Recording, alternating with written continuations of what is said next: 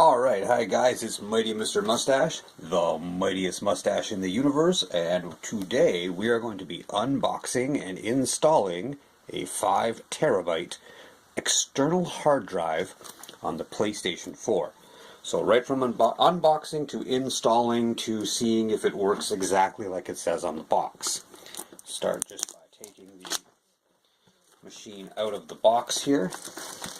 Try and stay out of the camera as much as I can so that you see just what's happening. Because nobody wants to see my ugly face when they can see a hard drive. This one cost me, shipped by Amazon, and by the way, thank you Amazon for getting it here within 3 days of when I placed the order for a walloping $8 shipping.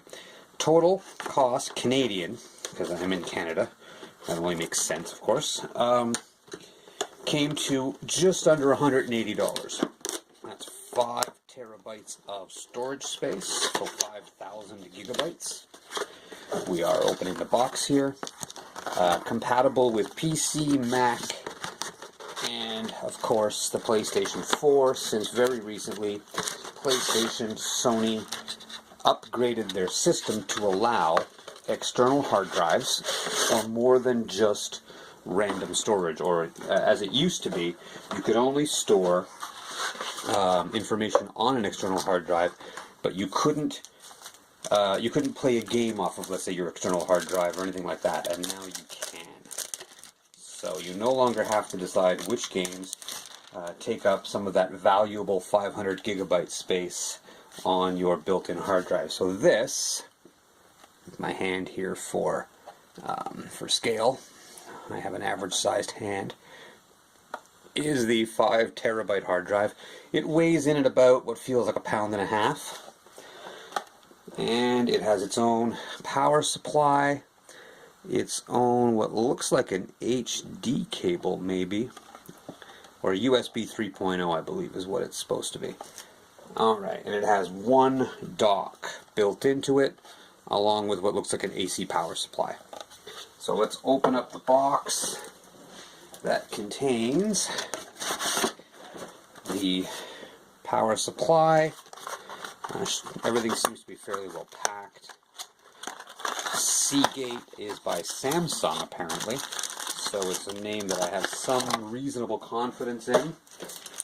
And I have my connectors, which are USB 3.0, and let's get my finger in there for focus, and what looks like a proprietary two-section connector, so I can connect it to one thing at a time. They did say, everything that I've looked up says that you cannot expect it to work properly if you connect it through a USB hub, meaning that you can't have it connected at the same time to both, let's say, your PC and your PlayStation, and expect it to be storage for both, at least at the same time. We're going to find out, and I will follow up in another video to find out whether or not I can unplug it, plug it into, let's say, my laptop, and access the storage. Let's say I take a video clip from PlayStation and I want to go work with it in Movie Maker, which is kind of how I do a lot of my stuff now. In order to do that now, I have to transfer it onto, let's say, a thumb drive, a 32 gig thumb drive, or something along those lines, and then take it over to my computer, install it into there, or upload it into there, and then get it into Movie Maker. I wonder if it will be possible to just unplug the USB connection from the PlayStation, plug it into my laptop, and have access to everything that's stored on there, at least as far as memory files go for things like video. Give me a sec here with a pair of scissors. I'm just going to snip this little clip here. There's quite a nice long power cord. So let's take a look and see what I mean by a nice long power cord. Stretched out, I would say 5.5 feet maybe of power cord, which is really good. We're going to just that gives me some options about where I want to plug it in. I have a good power bar tower here just beside my computer, my TV, and my PlayStation, which runs most of the things I have. I'll see if I can find a dedicated slot for it so I can keep it running. Do not want any tangles in this cord. It's a pretty thin cord when it comes to power. It's as you can see here, it's not even as thick as my finger, about as thick as the kind you would have with earphones or earbuds. And sorry about getting my head in the way there. We're going to plug it in to the power connection. We'll sit it for the moment right here beside the TV so it doesn't get in the way. I don't think it really matters which way it faces, so there's no reason to worry about that. I'm going to plug it in down here, and then we will get the USB connector, USB 3.0. So that's the larger sized one that doesn't go with your phone. Let's say that's the one that goes into the side of your computer or laptop.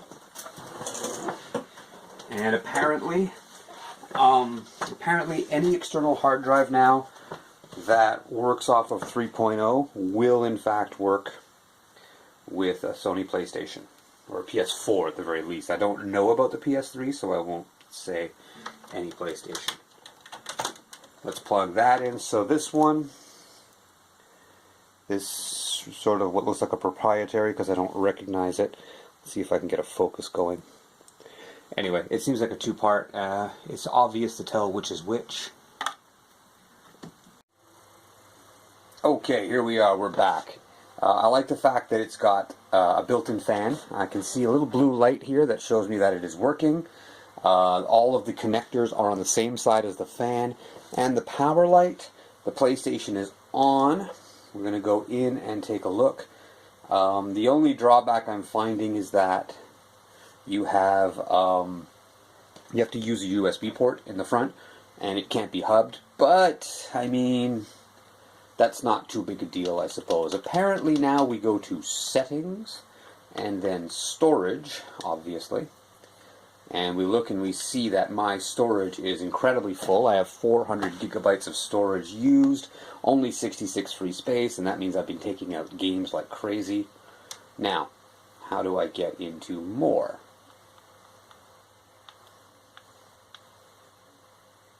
I wonder. Not there. Let's look in here. This is connected, so it should be showing me. I've got what, themes, right? Saved data, right? Capture gallery. I see this, right? I see my capture gallery. USB storage device. It should be telling me that it doesn't recognize the current device that I just plugged in. Let's see what happens. I plugged it in. Here I go.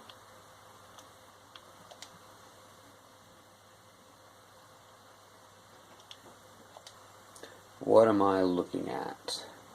Aha! The USB storage device's file system is unsupported. Okay. How do I go about fixing that?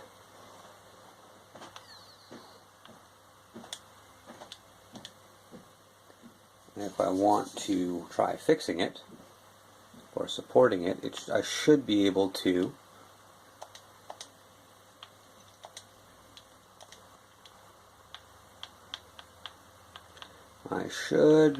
go into maybe devices. Let's see. I looked it up and then for the life of me I couldn't remember. USB storage devices. There it is. Expansion disk. Look at that. 5.01 terabytes. Click on it.